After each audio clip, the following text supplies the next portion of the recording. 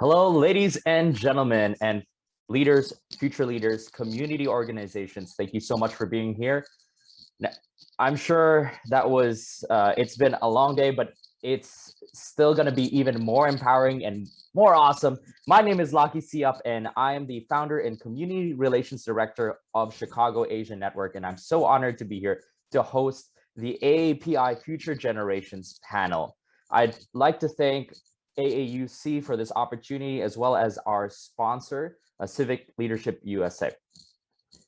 Now, for today's panel, we're going to be talking about how organizations can effectively engage the next generation of AAPI leaders in order to build integrational and multi-generational unity among AAPI organizations to empower and uplift the AAPI community as a whole. So let me begin by introducing our panelists for today. Our first panelist brings over a decade of experience in public service and community organizing, working with the White House, Congress, presidential campaigns, and nonprofit organizations. He currently serves as the White House liaison for the U.S. Office of Personnel Management, which is the chief human resource agency and personnel policy manager for federal government. He also previously served as the Asian American Pacific Islander outreach lead for the Biden-Harris transition team, as well as the chief of staff for the campaign's coalitions department. And prior to that, he served as the executive director of the National Federation of Filipino American Associations, national AAPI outreach director for Hillary Clinton's campaign, and the deputy director of the White House Initiative on AAPIs.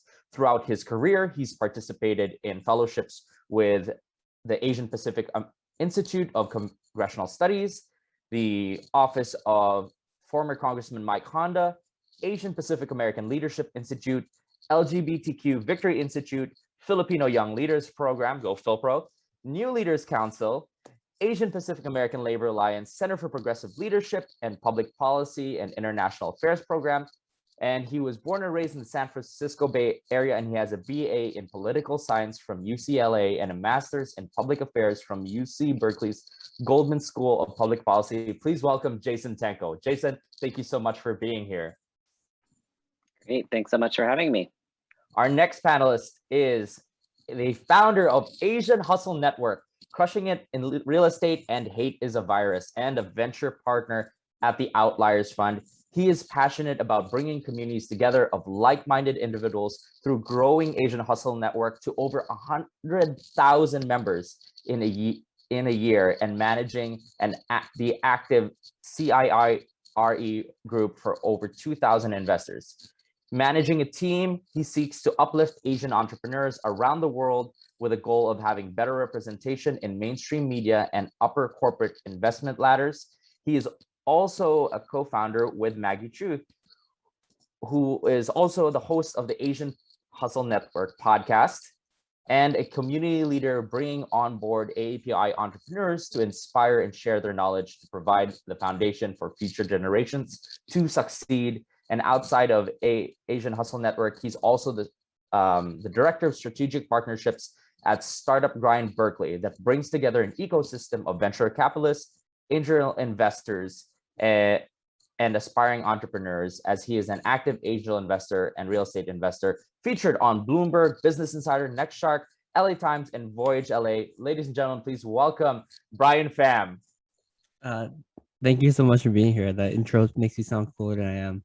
I'm happy to be here. I know you guys all have long intros, but this is important to show our audience members as well that we have some of the best panelists here today.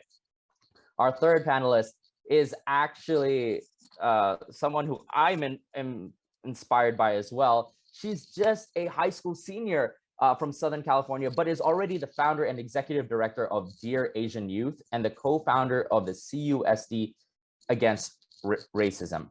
Her identity as a Chinese American has pushed her to passionately uplift marginalized voices into intersectional activism, and her organization, Dear Asian Youth, currently has over 150 chapters around the world and 400 works of literature. She is also the co-executive director of the Women of Color Conference, which united over 4,850 girls of color to engage in a 2-day virtual conference with career-oriented panels from 31 renowned speakers and $4,000 in scholarships. Ladies and gentlemen, please welcome Stephanie Hu. Thank you so much. I'm so excited to be here and speak with the rest of you. And lastly, this person is an upcoming student at UCLA who is enthralled by the intersection of social impact and innovation through the lenses of STEM, humanities, and social sciences. Beyond his experiences in creating and leading several social impact initiatives and engaging in mathematical and scientific research, he strives to bring compassionate and collaborative mindset to anything that he pursues.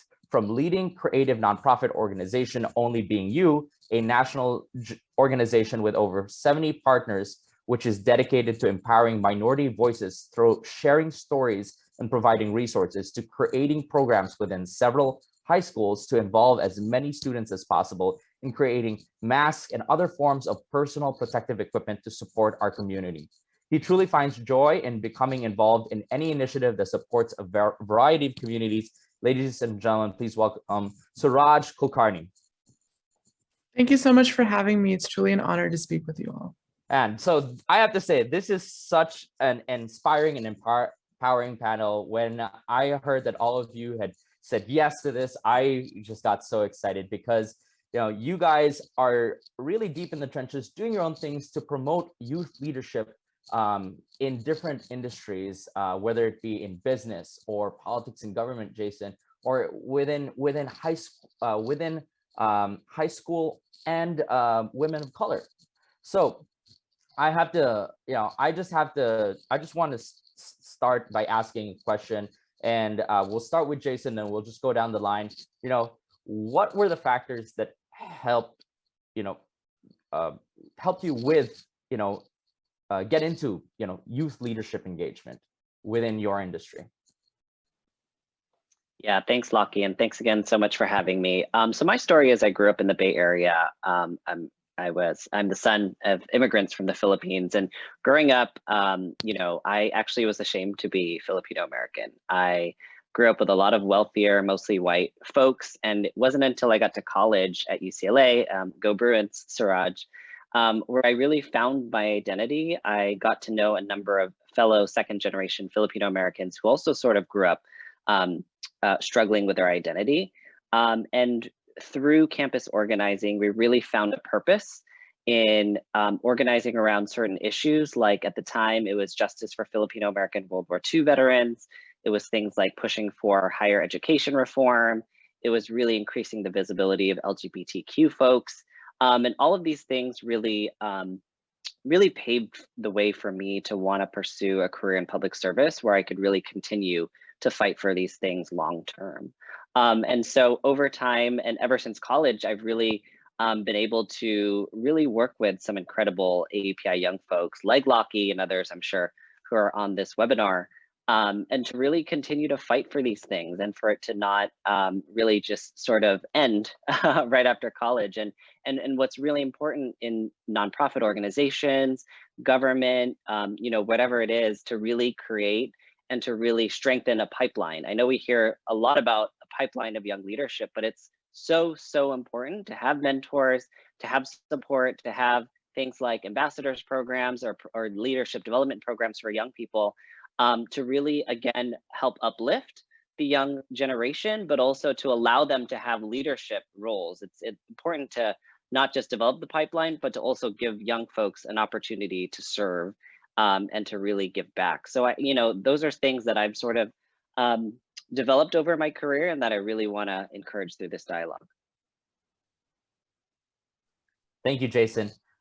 Going to you, Brian, again, same question. What are the factors that helped you start your organization in this path towards leadership in your community? Yeah, it's I always fully believe that the next generation is better than us in many ways. So for me to have that belief, I always wanted to create the resource that was missing for me when I was developing my organization, right? Because as I was developing, I realized there were a lot of people that were like, "Oh, you're too young. You can't do this. You can't do that." But I realized that they never really took the time to learn about the new generation and think about like how can I build the building blocks to help them. And in Asian culture, there's always the cultural hierarchy. I'm older than you. I must know more than you. I'm smarter than you. I'm more successful than you. But that's not really the case, right? Once you talk to like the new generation, you realize that they have a lot of great ideas. And what you realize about success is that just because you succeed in your own time doesn't mean you will succeed again in a new time, right? And with that in mind, it's like I want to create the resources for the new generation to succeed. But on top of that, always offer opportunities for people to show that they're capable of doing more, right? And with that being said, it's like, how can I put younger generation leaders into positions of higher influence, right? How do we raise $1 million? How do we do all of this and that? These all sounds like big numbers, but actually they're not, right? It's just a mindset that we limit ourselves through the older generation, telling the new generation that we can't do it. And I just want to remove all of that and just use the opportunity to build a building block for the next generation to succeed. Wow, very inspiring. We're going to get deeper into that, Brian. Thank you. All right, next, Stephanie. Same question. What are the factors that helped you start your organization?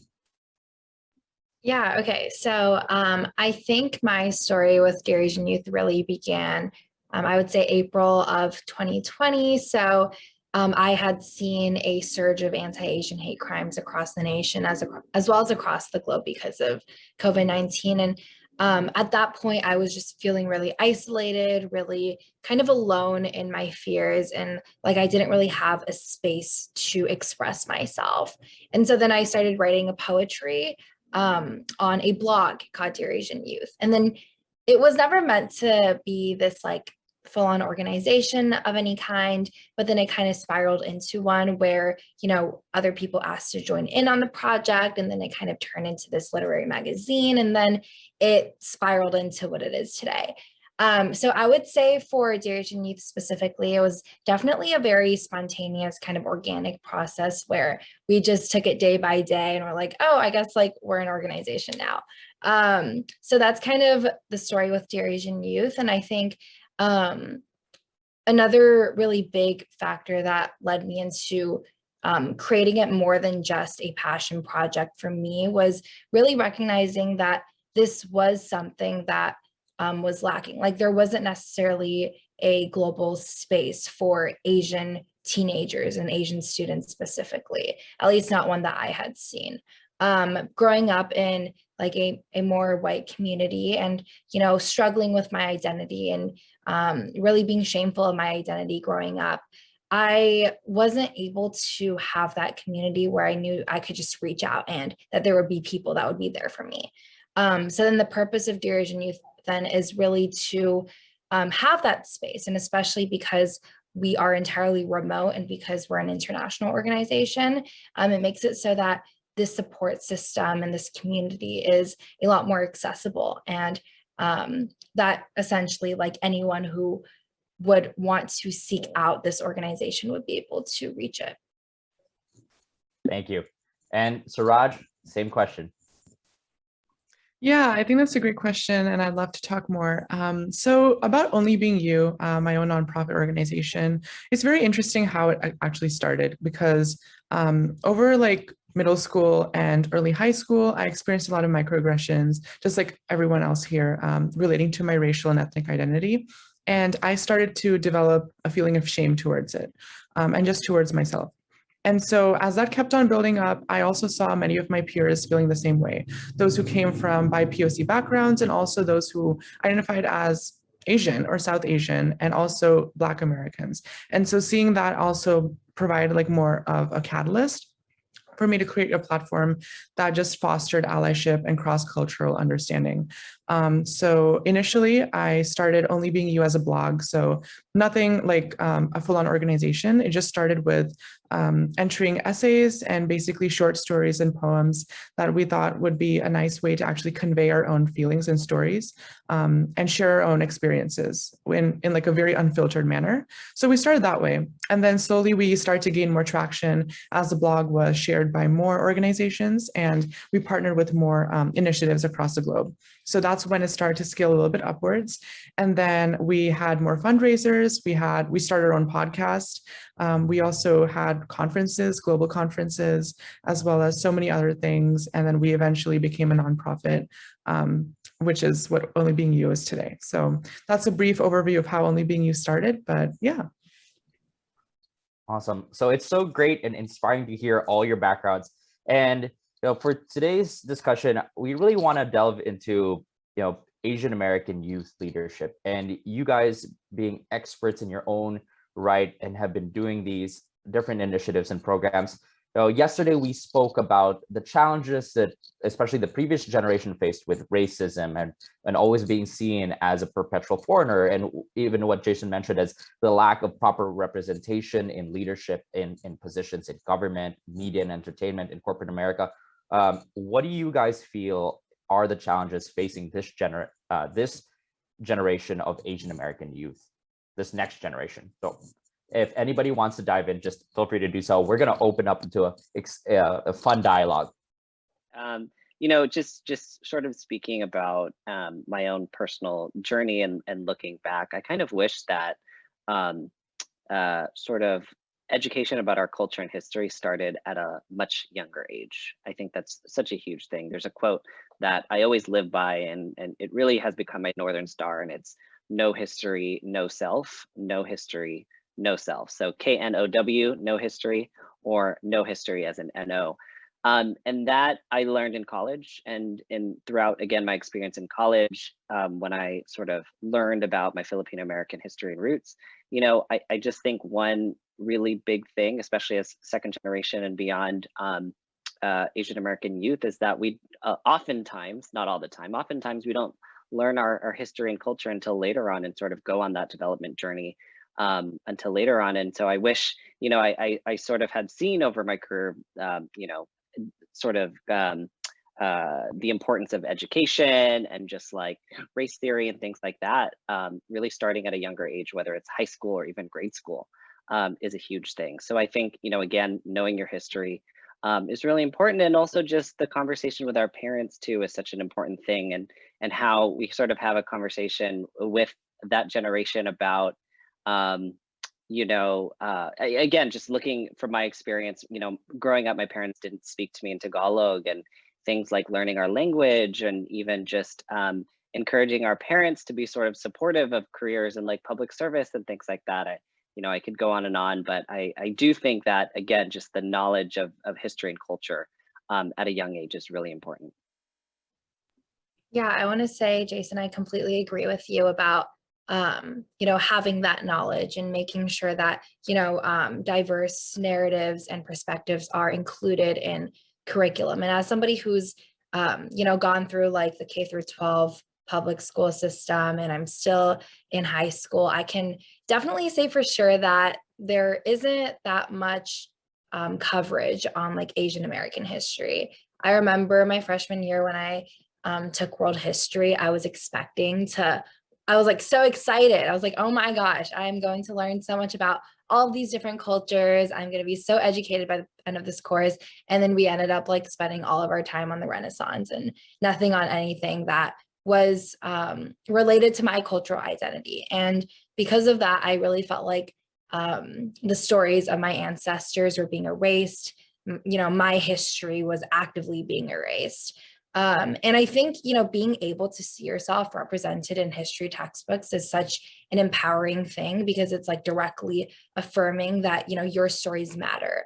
And I just think I definitely agree with that point. And I also think a really big roadblock in getting that curriculum right now is, at least for me, when I've tried to advocate for a more inclusive curriculum and within my own school district, it's difficult because the people in power don't look like us. The people in power are like 7 white board of trustees who I have to convince them why microaggressions are even a real thing. So like, why are they going to think that my history matters?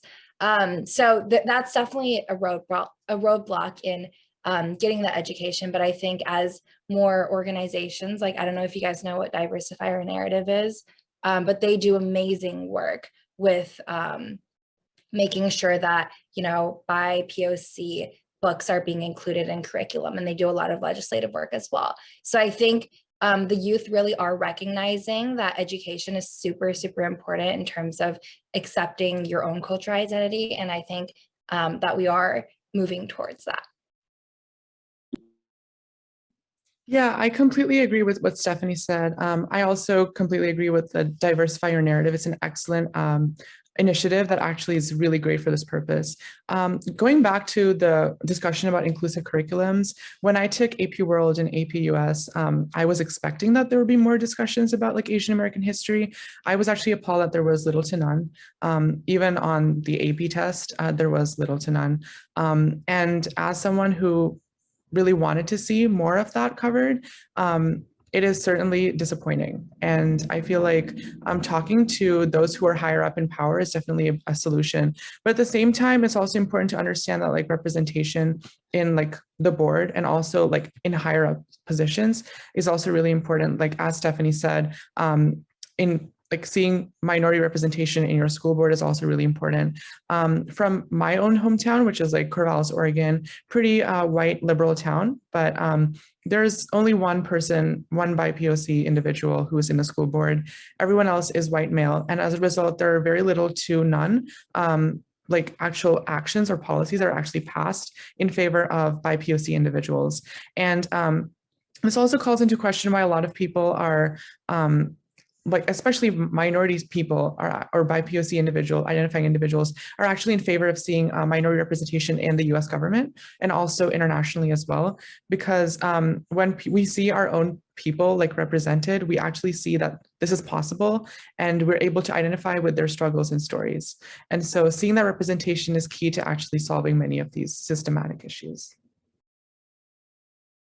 I agree with everyone here said. I mean, long story short, I mean, for me to be in this panel, I sort of had this mentality where I just want to learn from everyone here because everyone's doing such great things, And I do agree. I think that there's a lot to be changed about the school curriculum in terms of Asian education and Asian American history. Because what you realize is that our history has been extremely omitted, and it's mainly because of the United States.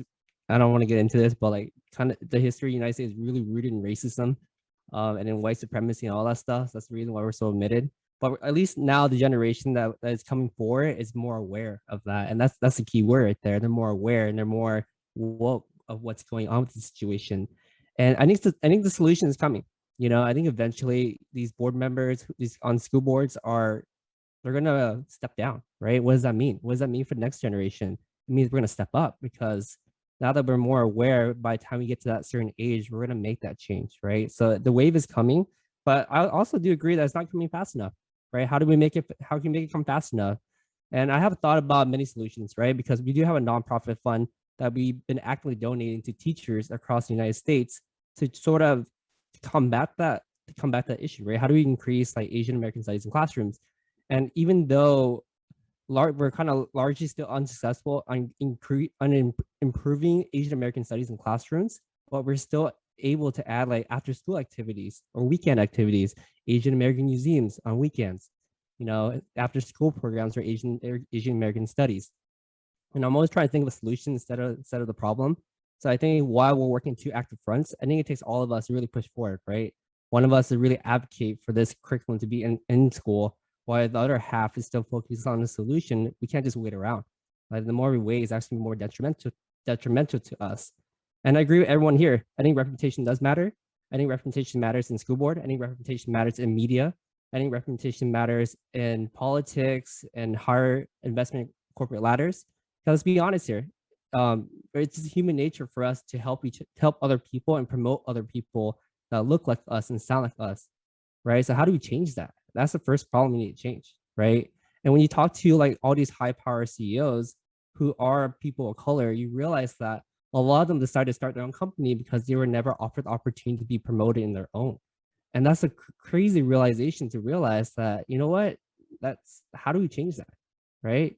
But on top of that, we're seeing great progress already moving forward. So we should never discount any of that. We should continue to celebrate the progress that we make, but understand that we're still very a long way from where we want to be, right? And then understand that it's going to take a lot of time to really educate the public on how diverse the Asian diaspora really is.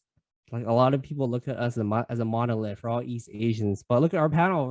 We have South Asians, East Asians, Southeast Asians. We have, you know, every single part of the Asian diaspora that a lot of people are not aware about, right? So how do we change that? So that's something that I think about within my own organization and empowering the current active leaders and the new active leaders. But I think the first step is awareness, and the first step is proactiveness.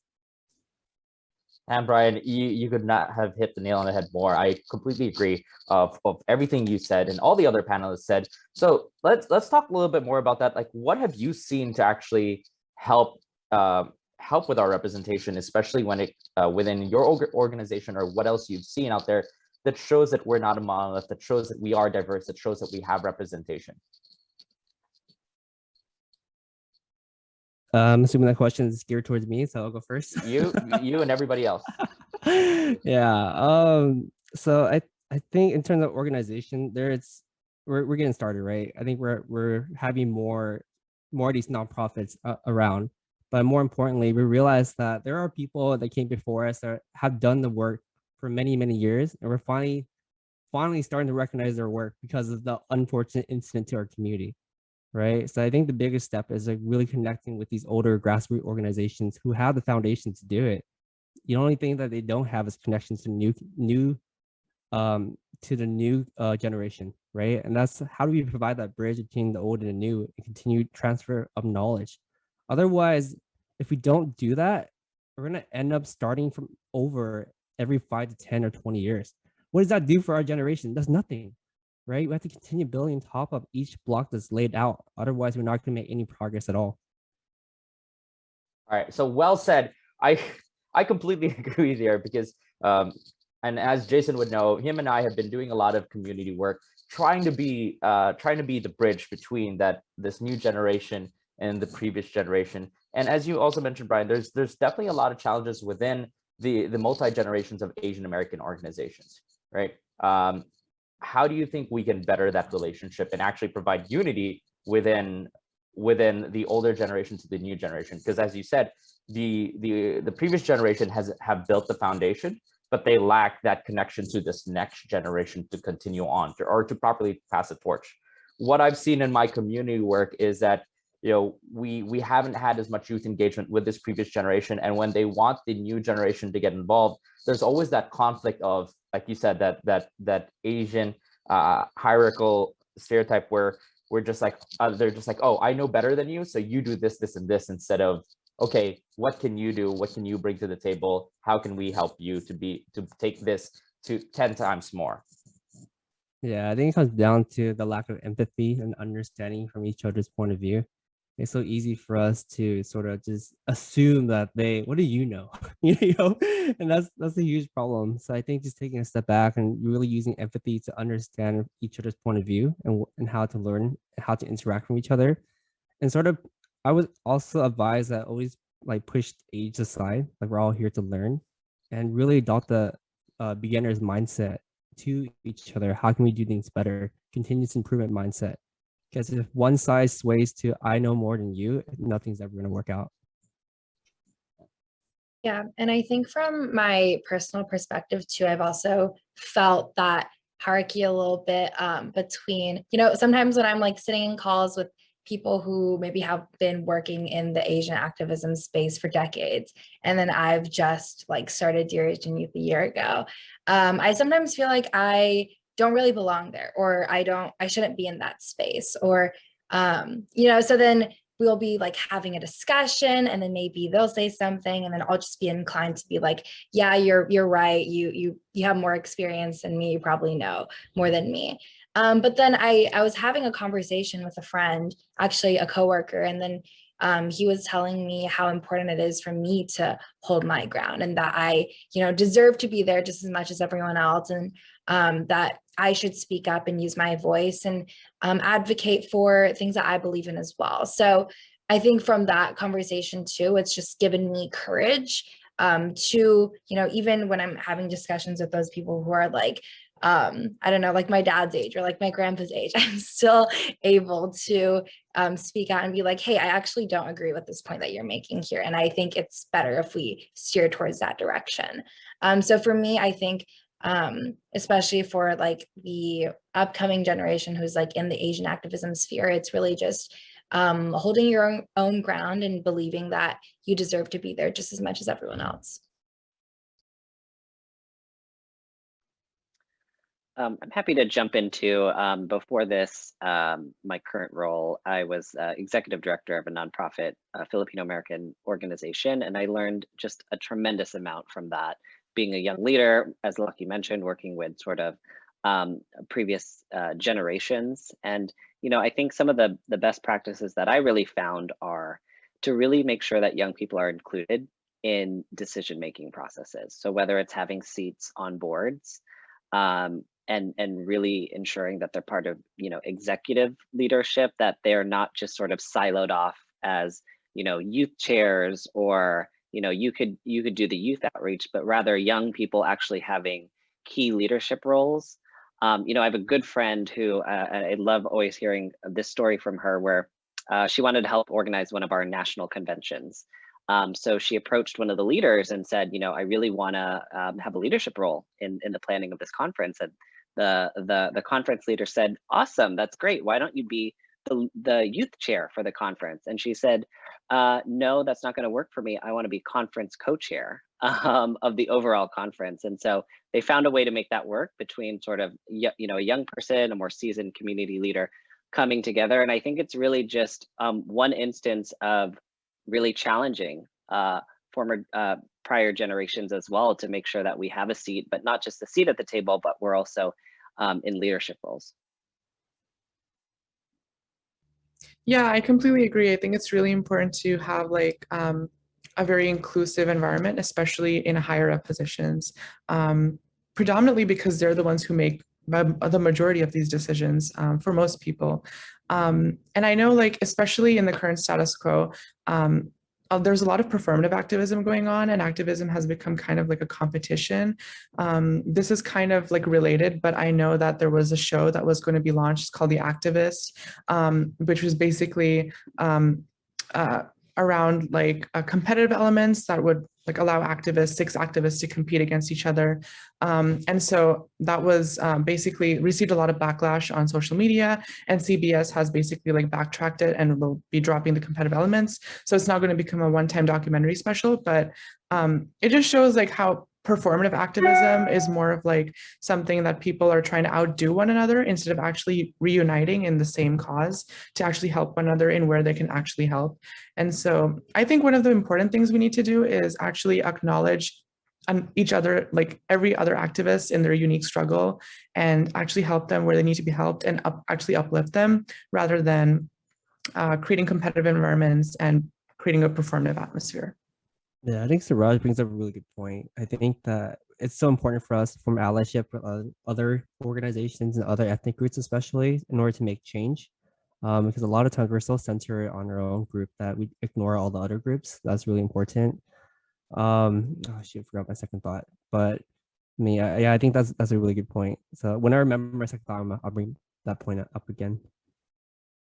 Yeah, doing community, personally, from my experience, doing community work here in Chicago with Chicago Asian Network, I started out as well, similar to you guys, where I just volunteered for a lot of these different organizations. And I always found that I was the youngest person there, but none of them would give me leadership positions or take me seriously.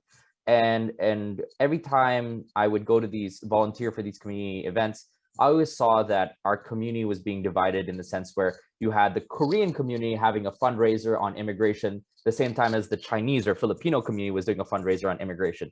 And I saw that was dividing resources. And I kept saying, you guys have the same mission, vision, and goal for the community, yet you're doing separate events. Why not collaborate with one another? And they're always saying, well, we don't know what the other organization is doing. We didn't even know that they were doing that. And it made me realize that, like you mentioned, Brian, a lot of these organizations are just so focused on their own organization or their own communities that they sometimes don't take the time to reach out to these other organizations or don't have the resources. one of the things we did at Chicago Asian Network was we created a platform where all these organizations could input their community events, and they would be able to then see this community calendar of what organization was doing what on what day, so that they could come out to support this other organization and vice versa. And we've seen that here in Chicago work effectively for these organizations to make sure that they don't overlap in their events. So that was one simple thing that we did that we saw really help make a difference in the community. One of the other things you guys mentioned as well was within the hierarchy is that, you know, you'll see this previous generation where when we try to speak up as well, they might seem it to be disrespectful or not in our culture to speak up, right? How have, if you in your own personal experience seen that be effective where we're able to speak up and create progressive change without having to seem disrespectful or come off as disrespectful, because it hasn't been in our culture to speak up against our elders, right? But this new generation is definitely changing.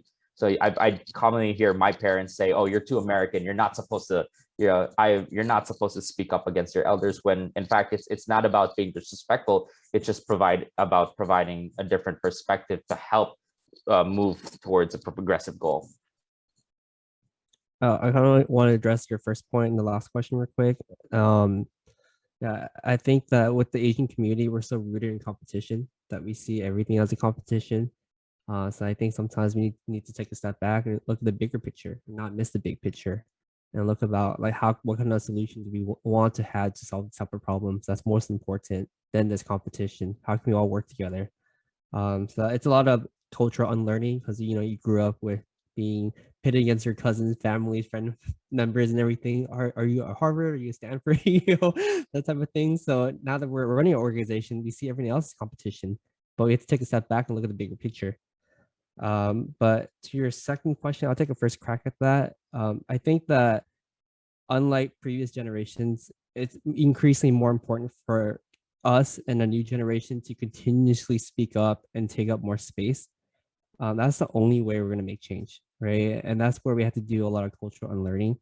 I mean, when you really think about it, it's like when our parents came to America, or grandparents came to America, they are a foreigner in this country. They didn't know the language, the culture, or anything. But for us, it's like we're just as American as anyone else. Like we see ourselves as American. And it's time for us to realize the voice and power that we do have, and we have to speak up whenever possible. The time of being quiet, sticking your head down is over. The time of standing up and being more and taking up more space and educating and supporting and helping us among us now. We must continue doing that.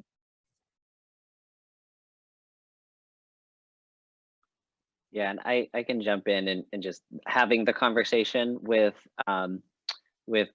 previous generations it can be hard sometimes, but I feel like it, as Brian mentioned, is really important to speak up. And it's doing it in a way that's constructive.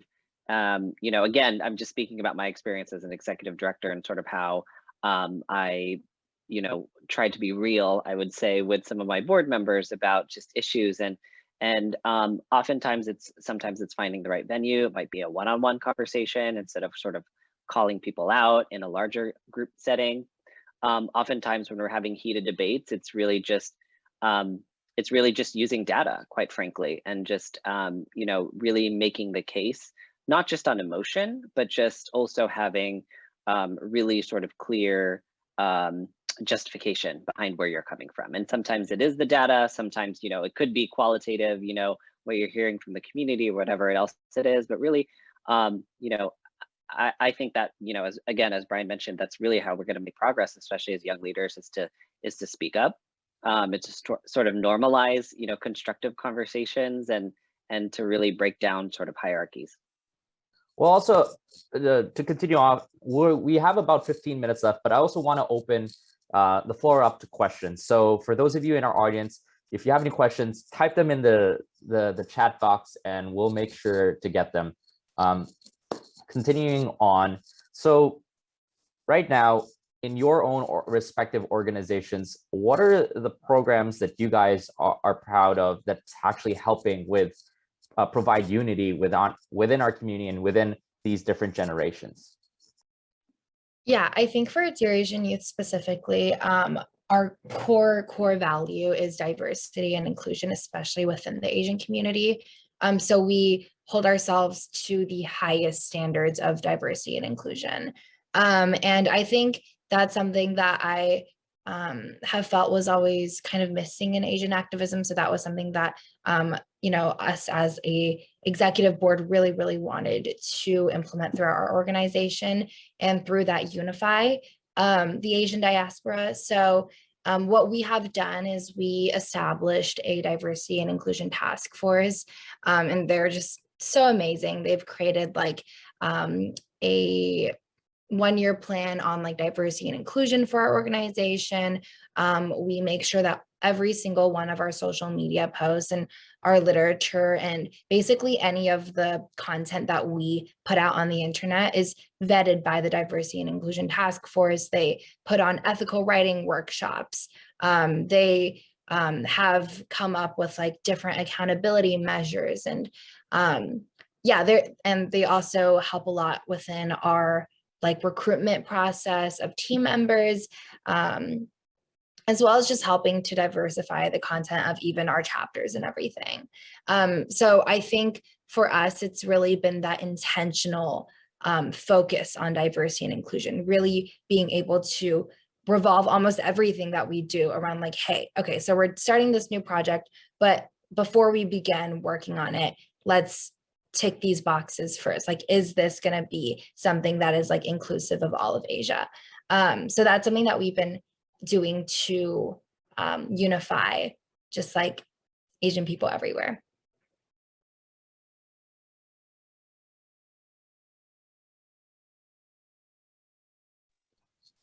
I'll jump in and sort of talk about the pipeline, especially to public service and government. I'm so happy that over time, especially recently, there's been a huge push for paid internships, sort of finally. It's not an excuse anymore not to pay folks, especially young folks, especially communities of color who can't always afford, unpaid opportunities. And so programs with various AAPI organizations. I used to be a fellow with APACS, the Asian Pacific American Institute for Congressional Studies. That helped me get my start in Washington, D.C.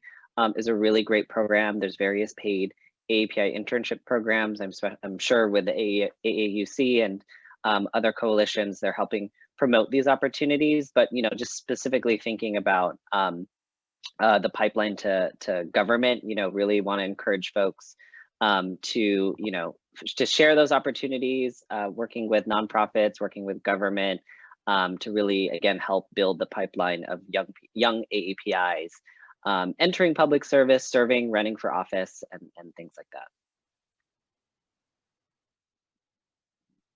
I guess for us, sort of, there's a lot of things down the pipeline where I haven't really announced to the public yet, but you get to hear first, yay.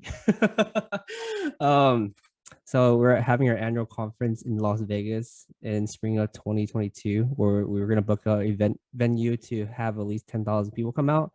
And part of the curriculum is really talk about Asian youth and Asian activism and how we can combat that as our halftime show. But on top of that, how do we continue to push more Asian movie stars and whatnot, artists into mainstream media? So that's going to be the focus of the event. The theme of our event is going to be Asian boldness. Notice as not Asian excellence. We're not trying to feed the mono minority myth. It's Asian boldness. How do we speak up? How do we continue taking on space and doing more? But on top of that, we also have something more exciting coming out as well. So starting Q1 or Q2 of next year, we're going to invest $100,000 into 10 Asian businesses every 4 months, right? And the focus of that is that we're going to focus on investing into women founders, women of color, people of color. We're going to focus on activism, and we're also going to focus on sustainability. All the things where I feel like it's super important for us to focus on will be the first iteration that we're going to roll out starting next year. Other than that, we're still a lot of programs that are still down our pipeline, but this is probably the 2 biggest for sure things that we're going to announce pretty soon. You guys are the first to hear it, and we're doing this to continue to support the new generation and helping them succeed. And when it comes to support, we actually did have a question. What resources or organizations do you recommend in finding financial support for young entrepreneurs looking to enter the space? I guess this would be directed at you, Ryan. Sorry, what was the question again? What resources or organizations do you recommend in finding financial support for young entrepreneurs looking to enter that space? I know you just mentioned what you guys were doing in Asian Hustle Network, but are there any other resources or organizations you recommend? I know Goat House has their accelerator program pretty often as well. It's a very similar concept. That's actually where we drew inspiration for accelerator. So I think they're investing 100,000 to 12 businesses over 12 weeks or something. That's an organization to look into. We Funder is also by an Asian founder as well, and they have a 50K investment into their fund pretty frequently. Skydeck at Berkeley also as well. So those are the pretty big ones right off the bat. But obviously, if you want to swing for the fences, go for Y Combinator in NorCal if you're ready for that. But yeah, there's plenty of money and resources there. I would just start with WeFunder first, and then Goat House, and then Y Combinator and Skydeck. Sure. And to add to the answer of that question, if you are an Asian American young entrepreneur, I definitely highly recommend checking out ACE Next Gen. They are under the National Asian Pacific American Chamber of Commerce and Entrepreneurship. They have their youth or their young entrepreneurs program that helps build, train, and create this network of Asian American entrepreneurs who care about building their business and giving back to communities. So definitely check out ACE Next Gen. Have to do a shout out to them. Sorry about that. I love ACE Next Gen. Another question I have here is, how do you advocate for educational reform to the curriculum as a student? This may be geared towards Stephanie or Suraj. I can go. So specifically with my own situation when I was a high schooler last year, I would definitely say that using my own experiences as a student in my high school and also like my whole time in my own school district has definitely allowed me to convey my own experiences to the board. Also the fact that my own experience in activism, I think that's also helped in terms of having some credibility when I'm speaking to the board, and they're more likely to actually listen to me, which I actually find kind of upsetting because they're not necessarily as ready to listen to people who might not be activists or who might not have the same experience in fighting for reform in the educational sphere also, and just for fighting for AAPI representation. So that's essentially like how I go about it, but yeah. Yeah, and for me, I think what I've come to realize is that the Board of Trustees will essentially listen to the loudest voice that they hear. And for a long time for my district, and honestly still continues to be, like, a lot of the white parents who are like well off, and they're the ones who are attending those board meetings, saying things, and like those are the people that the board is listening to. So I think what was different about CUSC Against Racism, which is an organization I co-founded last year, was we really drew upon the student voice. So what we did was we collected 850 testimonies from students of color, basically explaining their racist experiences at the school. And they were like very emotional stories. And we presented that to the board and we were like, these are your students. This is literally a cry for help. Please listen to us. And then we also would mobilize students to attend those board meetings. And we had each student like read out a testimony during that board meeting so that they would hear directly, you know, the environment that was currently our school district. And I think through that, it really, I think the power of storytelling is very, very influential. So I think by listening to that, a lot of the board members were able to kind of soften up a bit and be more inclined to listen to our thoughts. And for the board members who, you know, even after listening to all of that, we're like, oh, that's not our school, that's not real, which was one board member in particular. We did like this whole campaign and we basically voted him out. So I would say those two are the most effective ways, you know, storytelling as well as good old politics. Yeah, I wanted to just like go back to Stephanie's point about storytelling. I completely agree. Like storytelling is such a powerful tool, especially in the status quo. Going to like what Only Being You has done like over the past year since it was launched, we've had definitely conferences and events for as well as a blog that allows people to express their own stories and also share their own experiences. But in terms of like AAPI youth and just like Asian American representation, in my own local community, we did have an awareness and acceptance week where basically one Asian American or minority student like filmed a short video of them sharing their own experiences and talking about what they think are possible solutions to reduce discrimination in my own hometown of Corvallis. And we had that for about 2 weeks and people constantly shared their own experiences and we had over around 1,000 views within like a day, which was crazy. We also like created a virtual gallery and a photo voice project with Asians Unmasked, which is actually an organization that is focused on highlighting stories of AAH and PI lives in the community during the time of COVID-19. And this was during last May. So like May was like a really great time to recognize both the Asian Pacific American Heritage Month and also Mental Health Awareness Month. So we created that project to identify and encourage the development of many creative efforts that will make a positive change of the individual, group, and diverse pandemic experiences of many Asian Americans, including racial attacks, mental health struggles, and also the new normal that we're all living in today. And I'm really enjoying this panel and loving all these answers. Unfortunately, we only have 3 minutes left. So what I want to do is, this is going to be a lightning round. If you could give one piece of advice to help create unity within this next generation, between the older generation and within our generations and our organizations, what would it be? I'm going to start with you, Suraj, since you're already on screen. Can you repeat the question? Okay, sure.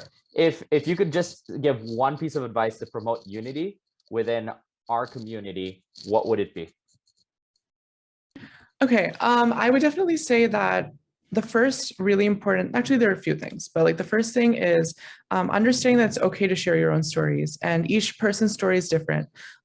It's not going to be the same. And that's the beauty in storytelling and also sharing your own experiences. And when we listen to each other's stories and also understand what another person's going through, it's more likely that we'll be able to join in solidarity and actually fight for a collective effort in actually creating reform. So that's the first thing. And the second thing is also understanding where people come from and understanding that their own experiences and backgrounds are as equally valid as yours are. And so creating a space where we're fostering that kind of allyship, I think is just crucial in creating collective reform. Thank you, Suraj. All right, Jason, to you. Yeah, I think speaking specifically to this audience with the AAUC, I would say encourage and make sure that young people are on your board and giving them leadership opportunities for growth. Great answer. Thank you. Brian.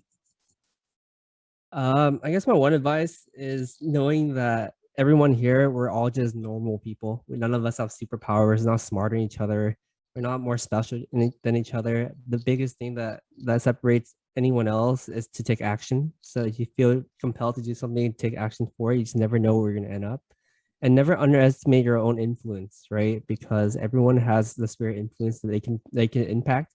When you're so mission driven, you believe in what you do, you'll be surprised when you look back and be like, wow, I did all of that, right? So don't underestimate yourself and the influence that you have as one person. Thank you. And lastly, Stephanie. Yeah, I completely agree with everything that everyone has said. I would also say to not be afraid to take up space, that your voice is powerful, your voice is influential, and your voice is valued. And whatever that you bring to the table is something that's important and something that other people should listen to. So really just being sure of yourself and having that courage to take up space, which I know sometimes can be hard, but once you kind of cross that, you're able to reach a lot more people. All right. Well, I wish we had more time, but we only have 15 seconds left. So I want to thank all our panelists for today, all the people who tuned in. Please follow these organizations and these people: Asian Hustle Network, Only Being You, Dear Asian Youth, Chicago Asian Network, and Jason Tanko as well. Thank you very much, everybody. To all our panelists, we'll see you at the next panel.